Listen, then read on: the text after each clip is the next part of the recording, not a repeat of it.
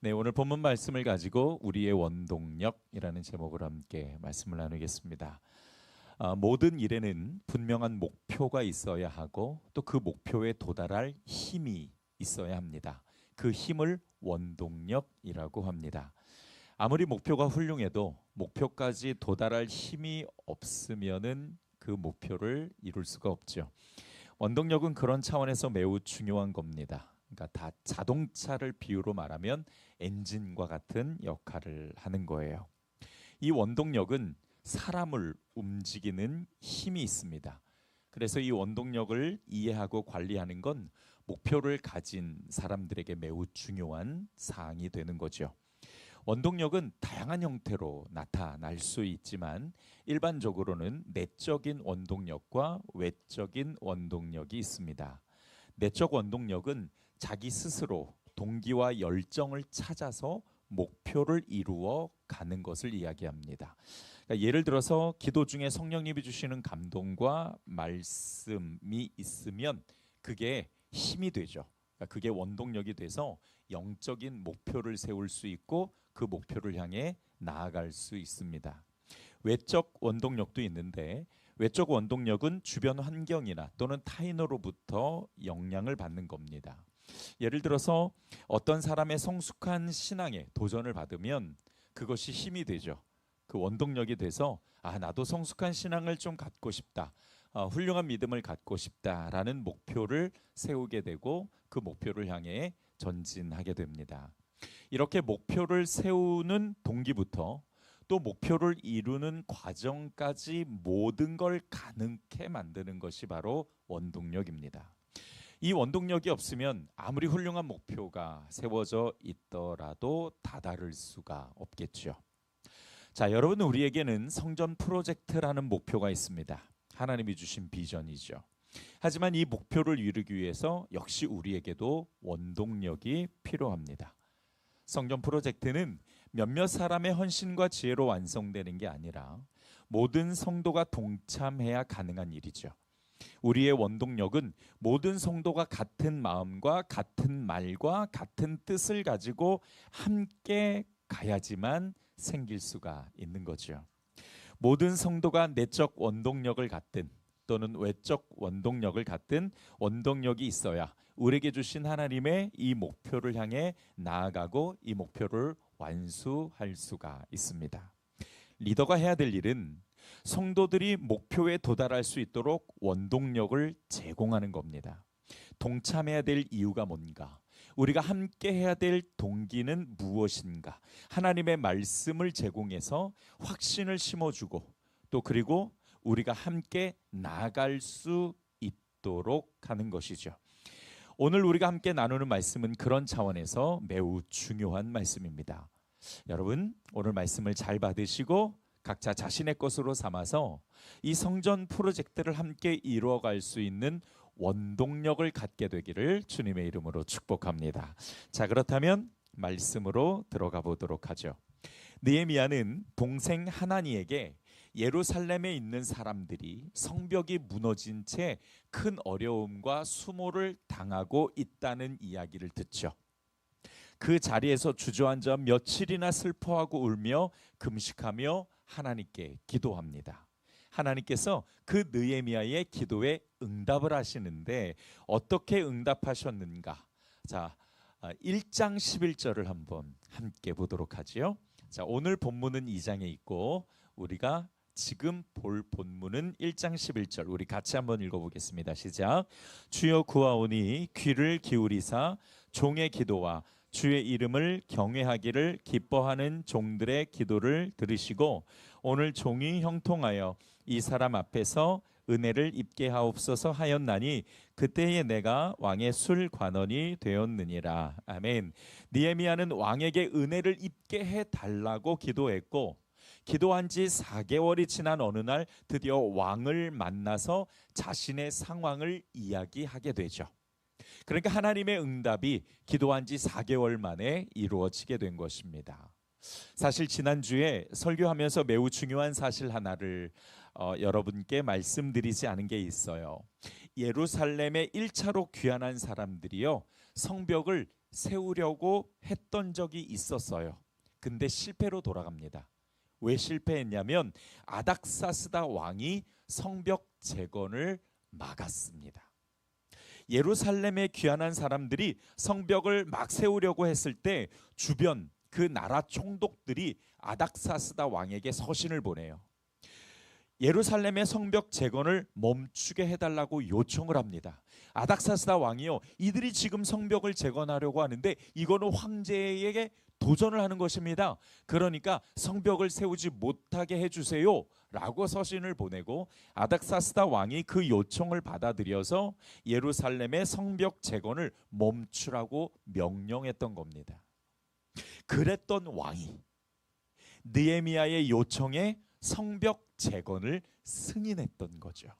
이건 결코 사람의 지혜와 노력으로 할 수 없는 일입니다. 전적으로 하나님의 역사가 있었기에 가능한 일이었던 거죠. 그래서 느헤미야는 8절에 하나님의 선한 손이 나를 도우셨다라고 고백하기도 합니다. 느헤미야는 왕이 공급해준 공문과 성벽을 세우는 데 필요한 재료를 가지고 드디어 예루살렘으로 귀환합니다. 귀환해서 가장 먼저 한 일이 뭐냐면 예루살렘에 도착해서 3일 후에 몇몇 사람과 함께 저녁에 성벽을 돌아보는 일이었습니다. 자, 근데 우리가 여기서 한 가지 주목해야 될 부분이 있어요. 왜 느헤미야는 3일 후에나 성벽을 돌아보았을까요? 예루살렘에 도착해서 3일을 그냥 그 숙소에서 가만히 있었던 겁니다. 그리고 3일 후에 몇몇 사람들을 데리고, 그것도 밤에 아무도 모르게 성벽을 돌아봤어요. 물론 여행 여독이 풀리지 않아 그랬을 수도 있지만 아주 중요한 다른 이유가 있습니다. 그 이유가 12절에 나옵니다. 같이 한번 보실까요? 내 하나님께서 예루살렘을 위해 무엇을 할 것인지 내 마음에 주신 것을 이라고 이야기합니다. 느헤미야가 예루살렘에 도착해서 3일 동안 한 일은 뭐냐면, 하나님, 내가 무엇을 해야 합니까? 라고 물었던 거예요. 그리고 하나님께서 그렇게 몇몇 사람들을 데리고 밤에 조용히 아무도 모르게 성문을 돌아보라는 감동을 주셨던 겁니다. 물론 여러분, 느헤미야는 매우 현명한 사람이었습니다. 자신이 예루살렘에 도착해서 무엇을 해야 될지 모르는 사람이 아니었어요. 하지만 느헤미야는 스스로 자신이 할 일을 결정한 것이 아니라 무엇을 해야 될지 하나님께 먼저 물었던 것이지요. 하나님, 내가 예루살렘을 위해서 무엇을 해야 할까요? 라고 말이죠. 여러분, 지도자가 해야 될 일이 무엇인지 느헤미야는 명확하게 우리에게 제시를 해주고 있어요. 영적 지도자는 어떻게 하면 훌륭한 리더십으로 교회를 이끌고 나갈까, 그런 고민을 하는 게 아니라 무엇을 해야 될지 하나님께 먼저 기도하고 묻는 것이 바로 지도자가 해야 될 일인 겁니다. 내가 해야 될 일을 스스로 결정하고 하나님께 도와달라고 하는 것이 아니라 하나님께서 어떻게 하기를 원하시는지 묻고 하나님이 주신 마음으로 나아가는 것이 지도자가 해야 될 일이고, 그리고 우리 성도들이 해야 될 일인 것이죠. 지난 성전 프로젝트 특별 기도회에 우리가 에스라 말씀을 함께 나누었어요. 그때 어떤 계획도 없이 그냥 바로 기도를 시작했죠. 근데 어떤 성도님들이 늘 물어요. 목사님, 왜 우리는 아무 계획도 없이 그냥 기도해야 되나요? 어떤 계획이 있어야 되는 것 아닙니까? 아니요. 그런 계획들을 가지고 하는 것이 아니라 일단 우리는 하나님께 기도하면서 묻는 것이 먼저입니다. 우리를 어떻게 이끌어 가실지, 우리가 해야 될 것이 무엇인지를 묻는 것이 순서입니다 라고 말씀을 드렸어요. 처음에는 그것을 잘 납득하지 못하시다가 기도회가 진행되면서 나중에는 그런 고백을 하시더라고요. 목사님, 왜 먼저 기도를 해야 되는지 기도회를 진행하다 보니까, 참석하다 보니까 그거를 알게 되었습니다. 저는 그 고백이 아직도 참 귀하게 제 마음에 담고 있습니다. 우리가 계획을 세우고 하나님을 이용해서 뭔가 대단한 일을 하려고 하는 것이 아니라 먼저 하나님께 묻는 것이 순서인 겁니다. 여러분, 하나님을 이용해서 뭔가 대단한 일을 하려고 하는 건 안 돼요. 나의 성공과 유익을 위해 하나님을 이용하는 게 아니라 하나님이 나를 어떻게 이용하실 건지 물을 수 있는 성도들이 되기를 주님의 이름으로 축복합니다. 순서가 무엇인지를 명확하게 아는 게 중요하다는 거지요. 그리고 또 하나 주목해야 될 것이 있는데, 느헤미야는 당시에 아닥사스다 왕의 명으로 예루살렘 총독으로 와 있었거든요. 여러분, 총독이면은 예루살렘의 가장 제일 지도자라고 이야기를 할 수가 있습니다. 보통 총독이 움직이면 어떻게 해요? 아랫사람들 혹은 섬기는 사람들이 다 같이 움직여야 되는데, 이 느헤미야는 누구도 알리지 않고 조용히 무너진 성벽과 불에 탄 성문을 조사했다라는 거지요. 자, 오늘 본문 12절을 다시 한번 봐주세요. 내 하나님께서 예루살렘을 위해 무엇을 할 것인지 내 마음에 주신 것을 내가 아무에게도 말하지 아니하고 밤에 일어나 몇몇 사람과 함께 나갈새 내가 탄 짐승 외에는 다른 짐승이 없더라. 자, 또 16절을 한번 봐주세요. 16절은 제가 현대인의 성경으로 읽어볼게요. 하지만 그 성의 지도자들은 내가 어디 가서 무엇을 했는지 알지 못하였다. 이것은 내가 그때까지도 제사장들과 지도자들과 귀족들과 그 밖에 거기서 일하는 사람들에게 아무것도 말해주지 않았기 때문이었다. 왜 하나님께서는 느헤미야에게 이렇게 조용히 움직이라는 감동을 주셨을까요? 왜 하나님은 느헤미야에게 이런 지시를 하셨을까요? 여기 매우 중요한 이유가 있습니다. 당시 귀족 중에서는요, 예루살렘 성벽 재건에 찬성하지 않는 다른 나라 총독과 밀접하게 연결된 귀족들이 있었어요. 그뿐 아니라 당시 성벽 재건을 방해하는 총독들이 동태를 살피기 위해서 몰래 정탐꾼을 심어 놓기도 했거든요. 그래서 아무도 모르게 움직이도록 느헤미야에게 감동을 주셨던 거예요. 여러분, 느헤미야가 이렇게 지혜롭게 행동할 수 있었던 것, 바로 하나님께서 그의 마음에 감동을 주셨기 때문이고, 그가 또한 어떤 것보다도 하나님께 무엇을 해야 합니까? 라고 기도했기 때문에 받을 수 있었던 거죠. 아무리 대의가 있고 옳은 일을 하더라도 항상 대적들이 방해할 수 있다라는 것을 하나님께서 알려주신 것입니다. 여러분, 우리도 그렇습니다.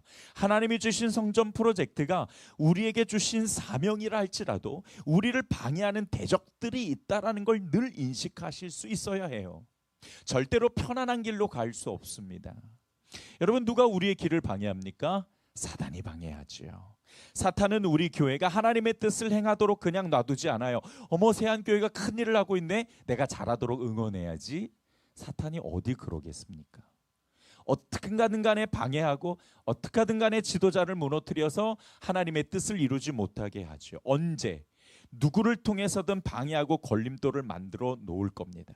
그러므로 느헤미야처럼 하나님께 기도하며 묻고 하나님이 주시는 지혜로 행동하고 계획하는 것이 참 중요하다라는 것을 오늘 우리에게 깨닫게 하시는 거죠. 느헤미야는 이렇게 조사를 마친 후에 드디어 사람들에게 성벽 재건을 하자고 호소합니다.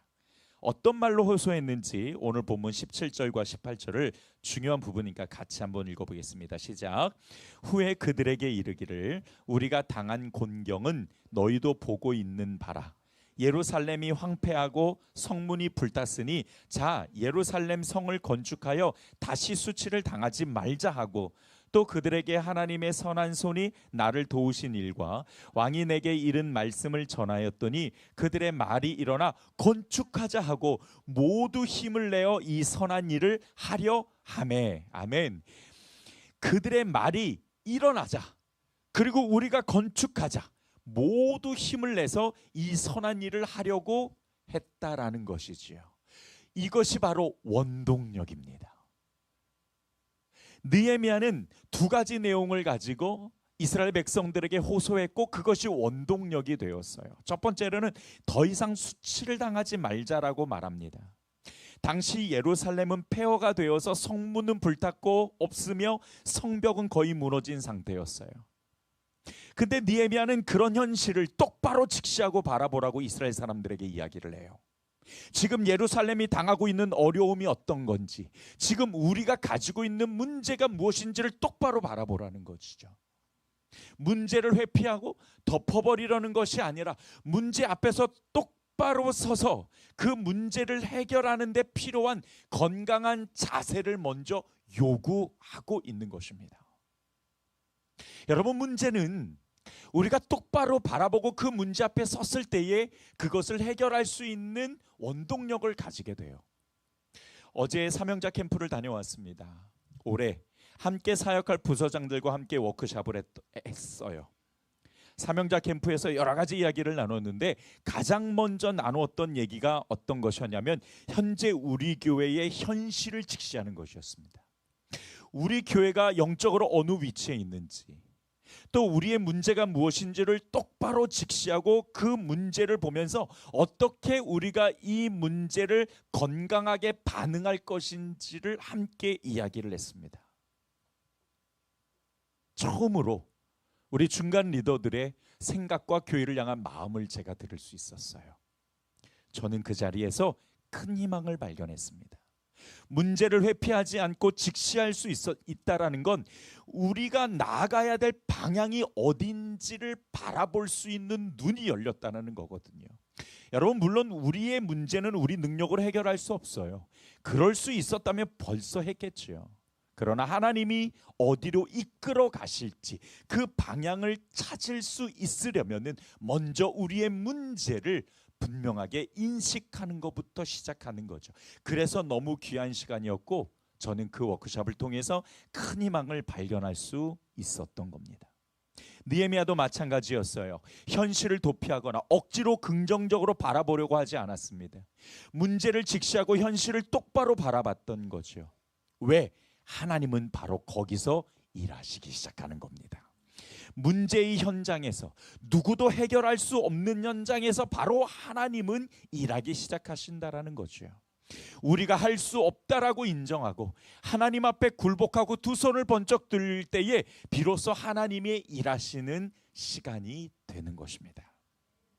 자, 그러면 여러분, 우리가 해야 될 것이 무엇입니까? 이 성전 프로젝트가 우리 힘과 능력으로 할 수 있는 게 아니라는 걸 우리가 인정하고 두 손 들고 하나님 앞에 의탁하며 기도하는 것, 바로 거기서부터 시작해야 됩니다. 느헤미야가 예루살렘의 소식을 듣고 그 자리에 엎드려 눈물을 흘리며 금식하며 기도했을 때 하나님께서 그의 기도에 응답하시고 아닥사스다 왕을 통해서 성벽 재건에 필요한 모든 것들을 또한 도우셨던 것처럼 그가 예루살렘에 도착해 3일간 아무것도 하지 않고 하나님께 기도하며 무엇을 해야 될지 물었을 때 하나님께서 그에게 놀라운 지혜를 주셨던 것처럼 지금 우리가 해야 될 것은 뭐냐? 기도하는 것입니다. 하나님, 우리가 어떻게 해야 할까요? 하나님, 우리를 어디로 이끌어 가실 것인지를 우리 모든 성도들이 한 성령 안에서 같은 응답과 같은 하나님의 마음을 가지고 있어야 될 줄 믿습니다. 두 번째로 느헤미야는 하나님의 선한 손이 자신을 도왔던 이야기를 이스라엘 사람들에게 하죠. 자, 18절 말씀을 함께 봐주세요. 또 그들에게 하나님의 선한 손이 나를 도우신 일과 왕이 내게 이른 말씀을 전하였더니 그들의 말이 일어나 건축하자 하고 모두 힘을 내어 이 선한 일을 하려 하매. 느헤미야가 하나님께서 일하고 계신다라는 걸 강조하고 있죠. 바로 여기서 이스라엘 사람들의 마음이 움직였어요. 하나님이 함께 하신다라는 것, 하나님이 일하고 계신다라는 것을 느헤미야를 통해서 선포하게 하셨고 그 이야기를 받은, 그 이야기를 신뢰하고 믿은 이스라엘 사람들의 마음이 움직였어요. 바로 거기서 원동력을 얻었던 거죠. 여러분, 하나님이 함께 하신다는데 더 이상 두려워할 이유가 뭐가 있겠습니까? 이스라엘 사람들이 느헤미야와 함께 성벽을 재건할 수 있었던 힘, 그 원동력은 다른 것이 아니라 하나님이 함께 하시고 일하고 계신다라는 그 믿음의 확신에서 그 원동력이 만들어졌다라는 것을 우리가 기억해야 됩니다. 여러분, 우리가 어디서 원동력을 얻을까요? 이 성전 프로젝트를 성공적으로 완수할 힘을 어디서 얻으면 좋을까요? 하나님이 내 인생을 개입하시고 역사하셔서 내 인생을 성공적으로 이끌어 가신다라는 그 믿음의 원동력을 어디서 얻으면 좋을까요? 우리의 계획, 긍정적인 생각, 아니면 우리의 능력? 아니죠. 우리의 원동력은 바로 하늘에 계신 하나님이신 줄 믿습니다. 그분이 함께 하시고 지금 우리 가운데 일하신다라는 믿음, 바로 거기서 목표를 향해 나아갈 수 있는 믿음과 힘, 그 원동력을 취할 수가 있는 겁니다. 우리 모든 성도들이 함께 그 원동력을 갖게 되기를 주님의 이름으로 축복합니다. 자, 그렇다면 우리는 세 가지 메시지를 깨닫게 됩니다. 첫 번째는 기도하면서 하나님의 인도하심을 얻어야 한다라는 것. 두 번째는 문제를 직시해야 된다라는 것. 세 번째로 하나님으로부터 원동력을 얻는 것입니다. 자, 이 세 가지를 우리가 어떻게 실천하면 좋을까? 우리가 이 말씀을 가지고 우리 교회가 어떻게 적용하면서 나아가야 될지 우리가 그 적용점을 함께 간단하게 나누고 마치도록 하죠. 첫 번째, 느헤미야의 기도처럼 기도해야 됩니다. 따라서 합시다. 느헤미야의 기도처럼 기도합시다. 지금 우리가 해야 될 것은 기도하는 겁니다. 우리 공동체가 기도의 공동체로 하나님 앞에 서야 한다라는 것이죠. 느헤미야가 성벽 재건이라는 비전을 품고 아닥사스다 왕의 도움을 받을 수 있었던 모든 것이 바로 그의 기도에 하나님이 응답하셨기 때문입니다.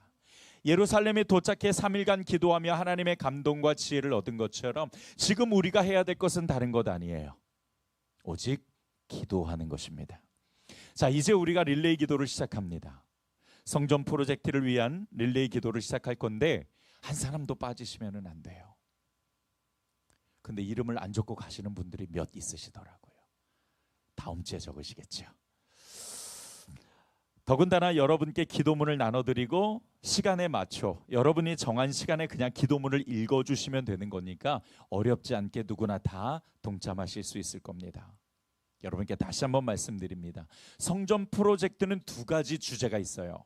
하나는 우리의 공동체, 우리 교회를 건강한 공동체로 세우는 것. 그 다음에 두 번째로는 우리가 함께 준비할 예배 처소는 하나님이 주신 비전과 다음 세대를 담을 수 있는, 준비할 수 있는 예배 처소로 만들어가는 것. 그것이 이 성전 프로젝트의 두 가지 중요한 주제입니다.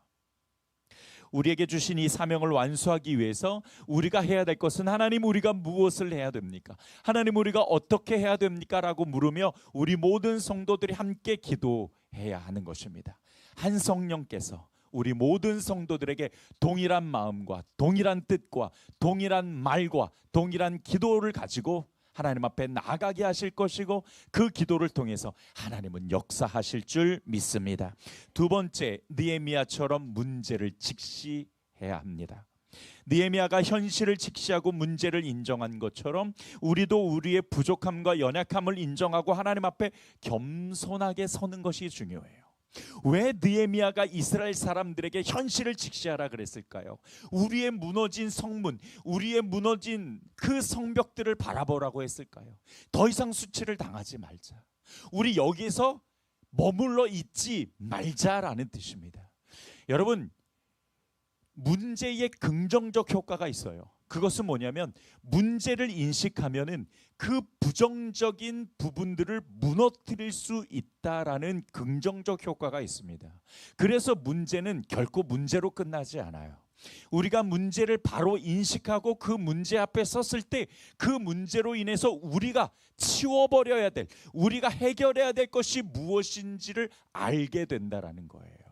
그래서 이 문제가 무엇인지를 우리가 분명하게 알고, 그러나 그 문제를 그냥 심각하게 바라보는 것이 아니라 그 문제를 통해서 역사하실 하나님과 그 문제를 통해서 일하실 그 하나님의 계획을 믿고 우리들이 건강하게 반응하는 것이 중요하다라는 거예요. 느헤미야는 그 문제를 감추려고 하지 않았습니다. 잘 될 거야. 걱정하지 마. 어디 이런 말이 있습니까? 지금 이게 우리의 현실이야. 지금 이게 우리의 실력이야. 우리는 아무것도 할 수 없어. 우리의 문제를 바라보는 건 우리가 하나님 앞에 할 수 없다라는 것을 인정하고 두 손을 드는 겁니다. 하나님 항복합니다. 내가 할 수 있는 게 아무것도 없네요. 나의 문제가 무엇인지를 분명하게 알고 하나님 앞에 겸손하게 엎드리는 것. 느헤미야가 말한 것처럼 더 이상 우리 교회가 정체되거나 문제 늪에 빠져 허우적거리지 않도록, 더 이상 사탄의 유혹과 공격의 무방비로 당하지 않도록 우리의 연약함을 인정하고 겸손하게 하나님을 의지하며 하나님 앞에 설 때에 비로소 거기에서부터 하나님은 우리 가운데 역사하실 줄 믿습니다. 마지막 세 번째로 느헤미야의 원동력을 가집시다. 성전 프로젝트를 함께 성공적으로 이룰 수 있는 힘, 그 원동력. 느헤미야가 사람들에게 성벽의 현실을 보여주고 그 다음 했던 말이 뭐냐면은, 그러나 하나님께서 지금 우리 가운데 함께 하시고 하나님이 일하고 계시니까 여러분 염려하지 마시라. 하나님이 일하고 계시니까 지금 우리가 그것을 믿고 신뢰하며 우리가 같이 일어나자라고 이야기했을 때 사람들은 거기에서 원동력을 얻어서 그럼 우리가 함께 재건해보자 라고 일어났던 것을 보게 됩니다. 저의 원동력은 하나님의 말씀입니다. 성전 프로젝트 특별 기도회를 하면서 에스라서를 통해서 하나님께서 주신 그 귀한 말씀, 또 그 메시지를 저는 확신을 가지고 하나님이 주시고 하나님이 일하실 것을, 하나님이 주신 비전이라는 것을, 그 사명이라는 것을 저는 분명히 확신할 수 있었습니다. 그렇다면 우리 성도들이 정말 하나님이 주시는 원동력을 얻기 위해서 무엇을 해야 될까? 그래, 말씀에서 스스로 하나님의 음성을 듣고 그 하나님의 뜻을 깨닫고 하나님이 주시는 그 도전을 가지고 그 안에 내적 원동력을 품을 수 있도록 해야 되겠다라고 생각했습니다. 그래서 앞으로 우리 교회가 성전 이전할 때까지 6개월 정도 걸릴 텐데, 그때까지 느헤미야의 원동력을 갖기 위해서 여러분에게 도전을 드리고 싶어요. 여러분에게 드리고 싶은 도전을 숫자로 표현해 봤습니다. 10, 30, 50. 작다고 좋은 건 아니고 크다고 좋은 것도 아니고 다 똑같은 거니까 여러분께 하나만 골라보세요. 10, 30, 50. 맘 같아서는 손 들어보라고 하고 싶은데 시간이 없으니까. 다 고르셨어요? 네. 어떻게 하든지 간에 우리가 내적 원동력을 갖기 위해서는 하나님의 말씀을 통해서 우리가 주의 음성을 들어야 됩니다. 그래서 이 느헤미야서를 우리가 같이 읽자. 이 느헤미야서를 우리가 함께 읽으며 하나님이 주시는 그 음성을 우리 성도들이 각자가 다 동일한 성령 안에서 받는다면 분명히 그 원동력이 생길 것이라는 확신을 기도 가운데 성령께서 주셨어요. 그래서 10, 30, 50은 뭐냐면 10은 성경 필사 10번, 30은 성경 읽기 30번, 50은 성경 듣기 50번. 이 세 가지를 다란 이야기가 아니라 이 중에 하나를 고르시라고요. 그래서 우리가 성전 이전 때까지 이 느헤미야서를 완전히 좀 정복해 봅시다. 이 느헤미야서를 통해서 우리에게 주신 하나님의 음성을, 물론 제가 함께 말씀을 기도하면서 연구하고 여러분과 나누기 하겠습니다마는 그 외적 원동력 외에 여러분 스스로 하나님의 말씀을 통해 내적 원동력을 갖는 게 사실 더 중요하거든요. 그래서 이 말씀을 우리 표정이 갑자기 왜 그래요? 자, 우리가 이 말씀을 함께 우리가 묵상하고 나누는 게 중요해요. 그래서 하나를 선택하십시오. 느헤미야서를 10번 필사하시든, 느헤미야서를 30번 읽으시든, 느헤미야서를 50번 들으시든, 그 셋 중에 하나를 하셔서 여러분이 어떤 걸 도전하겠다라는 도전을 순장에게 이야기해 주시고, 그리고 다 마치신 분은 순장에게 이야기해 주세요. 저 다 했다고. 그러면 선물 드리려고 그래요. 멋진 기념품을 딱 준비해서 느헤미야 원동력, 딱 그래서 느헤미야 운동 해가지고 여러분께 기념품을 아마 못 받으시면 아마 억울해가지고 배가 아프실지도 모르겠어요.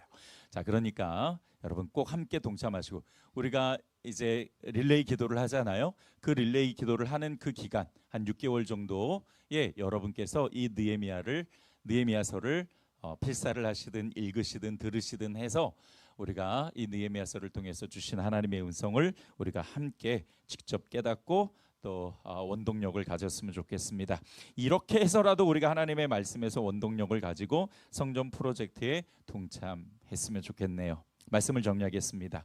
느헤미야의 원동력, 이스라엘을 움직인 그 힘은 다름 아니라 하나님의 말씀에서 나온 것입니다.